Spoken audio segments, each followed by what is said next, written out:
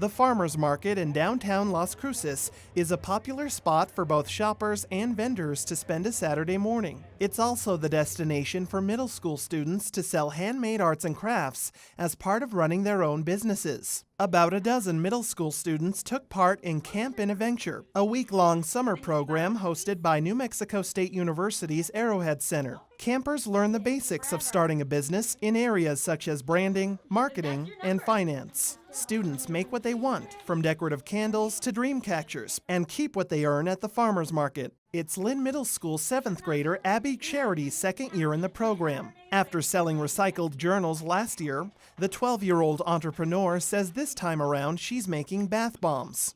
Well, I know bath bombs are really popular right now, and I like using them, so I figured some people would like using them. I also see them a lot at the farmers market, so I know they sell well there.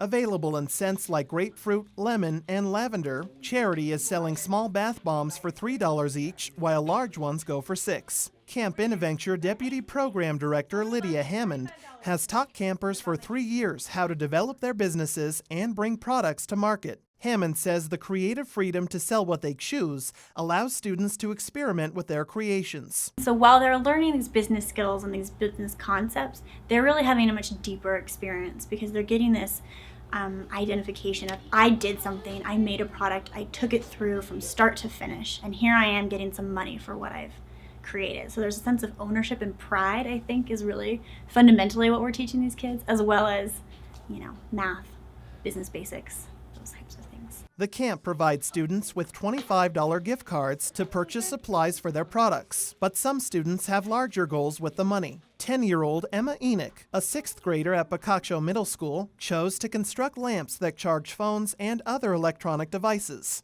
It costed $87 to build it, and so my dad is wanting me to go a little higher, but not that much people have that much money in their wallet at the time at the farmers market. So I thought maybe you could, maybe 90, not much above it, but somewhat more. Along with the lamps, Enoch also made bracelets and dog collars to sell for $5 a piece. Hammond says many times students come in with innovative ideas, but soon realize their budgets limit them to come up with something more practical. So I think there's a lot of high expectations and, we're going to build cell phone charging lamps that also reduce energy. And you're like, that's great. Can you build it in a week with $25?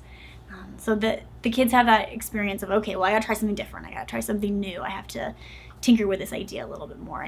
But it's in a fun capacity. Hammond says a 2-year, $350,000 Daniels Fund grant has helped expand Camp Innoventure to 16 camps in New Mexico and West Texas, with more than 170 kids participating this year. Charity says her experiences have her considering going into business when she's older. I've been thinking about it.